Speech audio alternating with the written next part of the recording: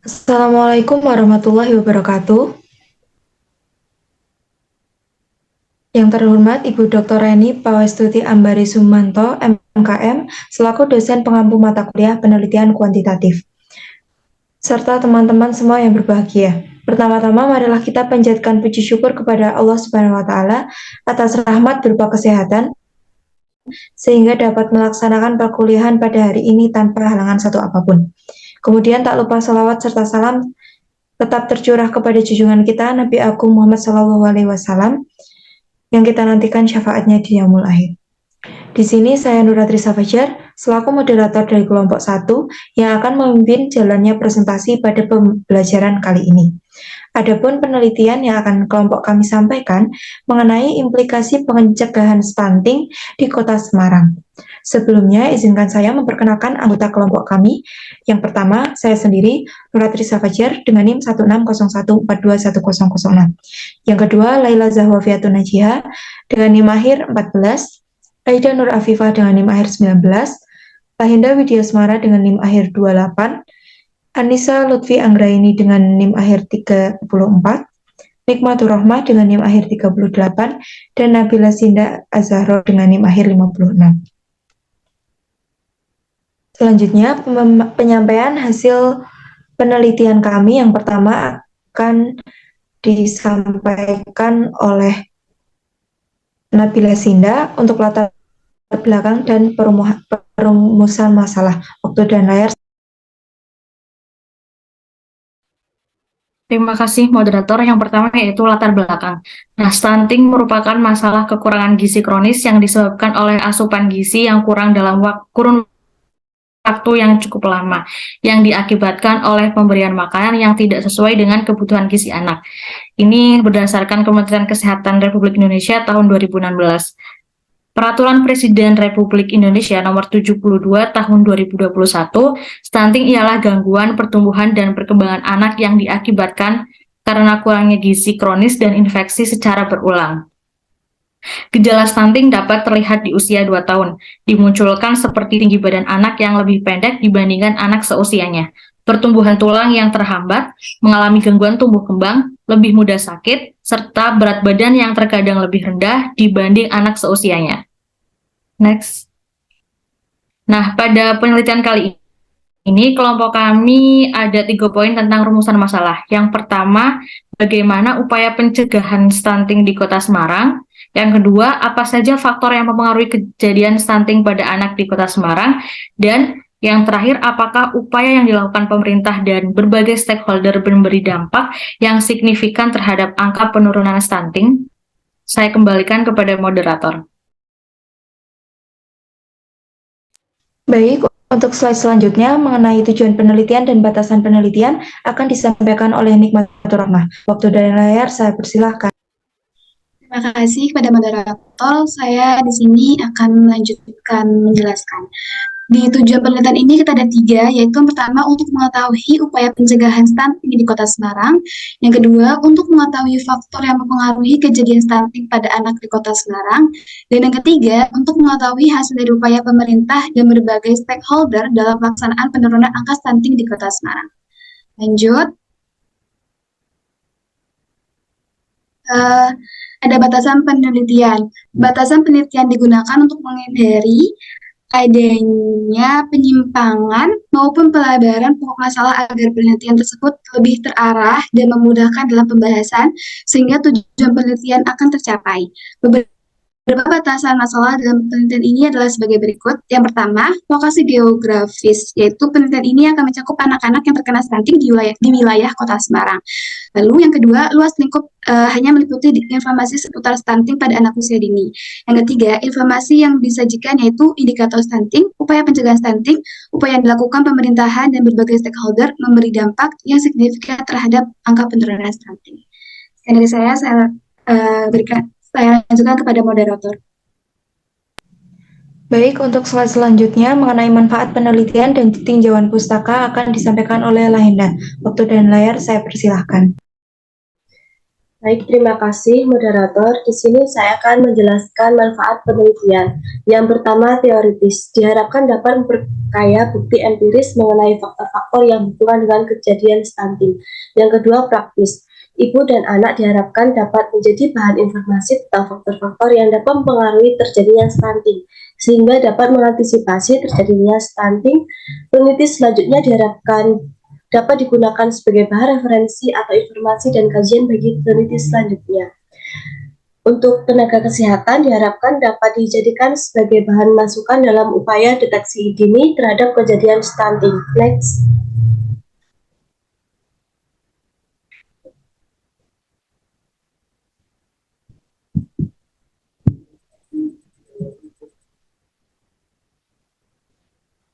Untuk tinjauan pustaka, pemerintah telah melakukan upaya melalui posyandu, namun belum optimal karena belum menyentuh seluruh aspek masyarakat. Kesehatan dan gizi merupakan salah satu kebutuhan dasar anak usia dini yang harus dipenuhi agar anak dapat tumbuh dan berkembang secara optimal sesuai dengan kelompok usianya.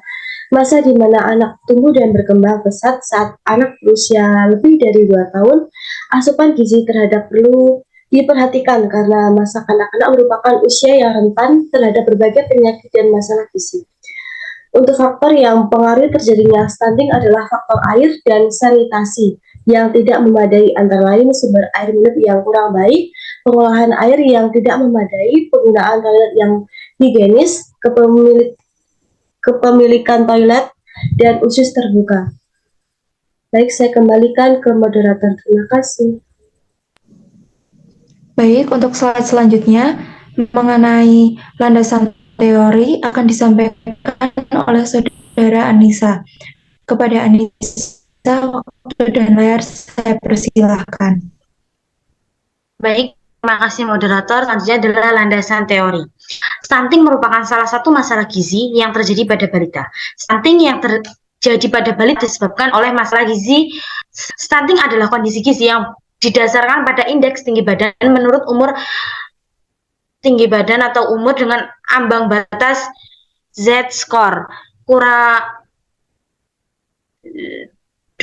minus standar deviasi SD Kemenkes 2017. Perkembangan yang lambat adalah tinggi badan lebih rendah untuk usia. Dinyatakan sebagai keterbelakangan anak, menyebabkan kegagalan tinggi badan normal sehat seusia anak-anak. Menurut Croxton et al. Tahun 1996, anak stunting adalah balita yang tingginya tidak sesuai dengan usianya, yaitu dinyatakan sebagai Z-score tinggi badan menurut umur yaitu kurang dari -2 SD. Menurut Departemen Kesehatan RI 2016.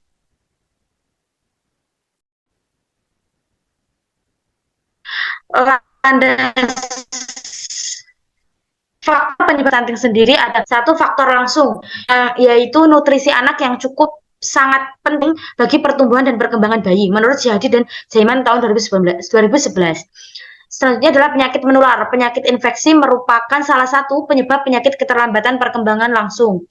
Yang kedua adalah faktor tidak langsung, yaitu ketersediaan pangan.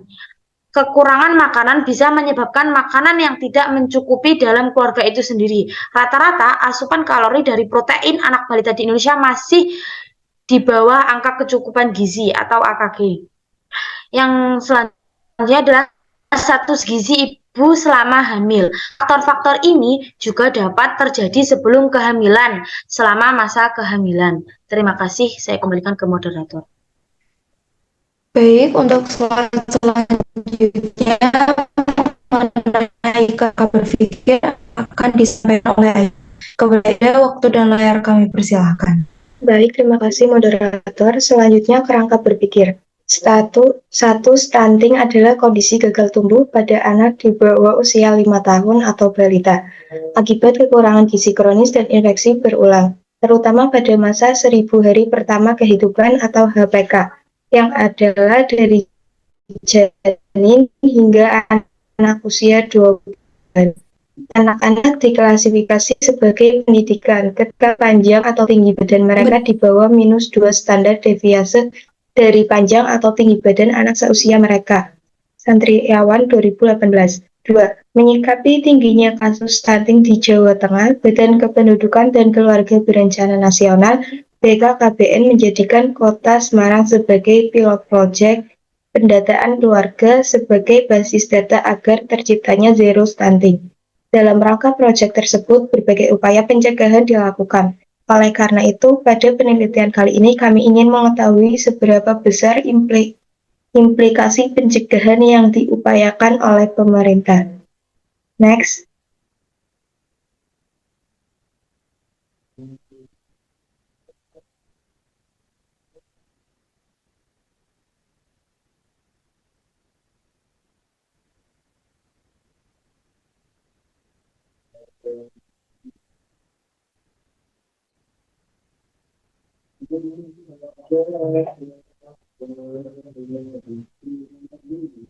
Skema 1. Mengidentifikasi penyebab terjadinya stunting dari berbagai aspek seperti ekonomi, gizi, pola asuh, pengetahuan ibu, dan lain sebagainya. Skema 2. Mencari persentase standar minimal dan keadaan sesungguhnya dari skema 1 yang mengakibatkan stunting agar dapat diketahui apakah aspek tersebut kurang mencapai standarisasi sehingga menyebabkan stunting. Skema 3. Mengidentifikasi upaya yang dilakukan pemerintah dalam berbagai persentase sebelum dan sesudah dilakukannya berbagai upaya pencegahan untuk mengetahui apakah upaya tersebut memberi dampak yang signifikan. Baik, selanjutnya saya kembalikan ke moderator. Baik, untuk slide selanjutnya atau slide terakhir mengenai hipotesis akan disampaikan oleh Laila Zahwa. Kepadanya kami persilakan. Baik, terima kasih moderator. Di sini saya akan menyampaikan mengenai materi hipotesis. Berdasarkan kajian teoritik dan kerangka berpikir dapat diajukan hipotesis penelitian sebagai berikut. Yang pertama yaitu upaya pencegahan yang masif dari pemerintah Kota Semarang lewat berbagai program memberikan implikasi yang signifikan terhadap angka penurunan stunting. Kemudian yang kedua yaitu upaya pencegahan yang masif dari pemerintah Kota Semarang lewat berbagai program tidak memberikan implikasi yang signifikan terhadap angka penurunan stunting. Terima kasih, sekian saya kembalikan kepada moderator. Demikian penyampaian presentasi dari kelompok kami.